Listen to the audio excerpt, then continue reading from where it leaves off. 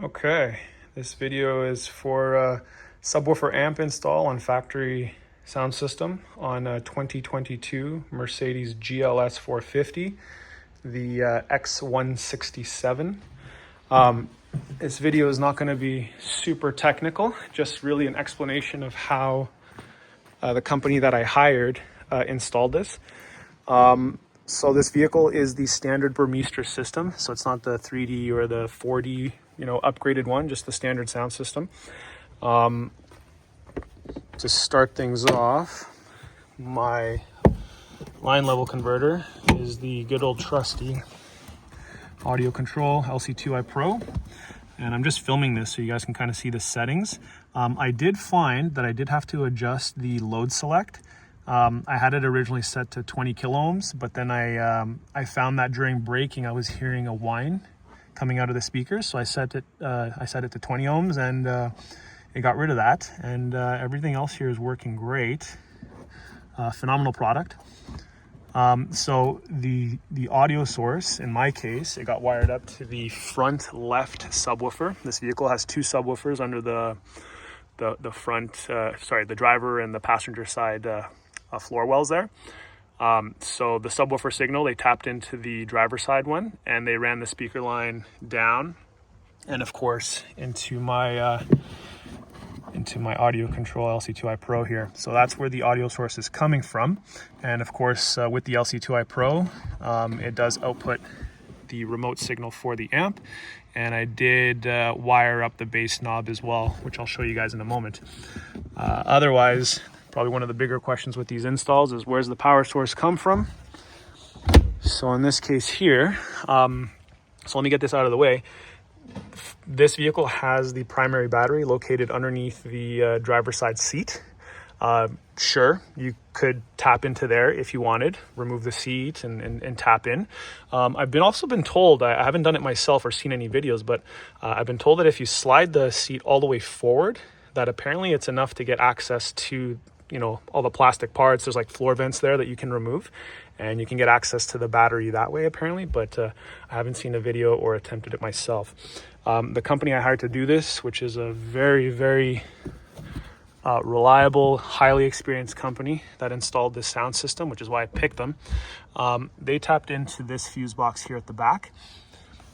And basically what they determined was, based off of the fuse count coming back here, that this had sufficient amperage for my sound system, which is running the Rockford Fosgate T1001BD.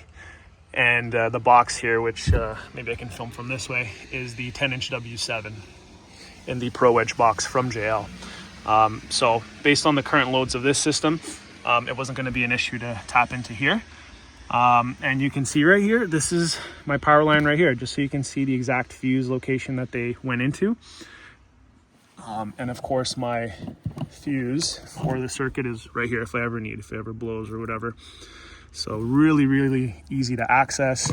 Also, if I ever need, for whatever reason, I got to unplug it. Like, it's just so easy. I just, pull it out and do what I need to do.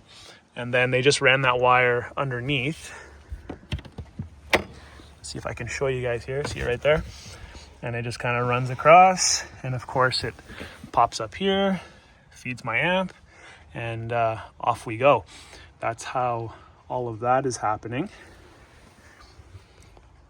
The ground, funny enough, I actually don't know where they went for the ground. I can see the wire there, so based off of the direction it's going, I'm going to presume they went into a spot here, but I've actually never been able to find it myself. A good ground location is very important.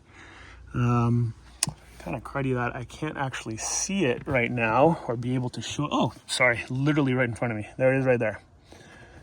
It's because it's kind of tucked in. So there's the ground wire right here, and that's where they tapped into for that. There's various ground locations that you can tap into. That's just where they chose to do it, so fine by me, makes sense, it works, everything's perfect. And then just so you can see the audio control switch, right? So the speaker wire, everything, they took out the trim pieces and they just ran everything all the way back there. And then same thing with my audio control wire for the LC2i Pro. It comes across here, pops up back here, And there it is. That's where they installed it. Super, super clean. Love the location, easy to get to, and generally not overly visible, but it really made sense to put it here because just underneath these temp settings here, it's totally flat, right? So it's not screwed onto there. It's just a double-sided like sticky tape or whatever, but yeah, it stays, never moves. Really clean install. So there you go. Subwoofer amp install, factory system, 2022 GLS450. If there is any questions, I'll try and respond in the comments. And best of luck. And side note, sounds incredible.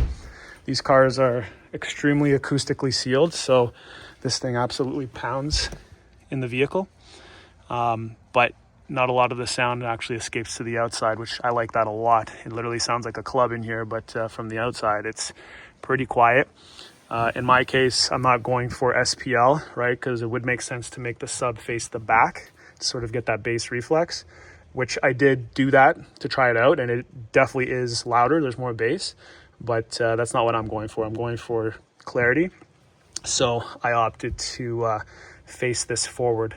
I'm going to cut the video here, and I'm going to show you guys what the sub looks like once the seat is up, which is partly why I chose this sub in this box, because it literally fits perfectly like a glove.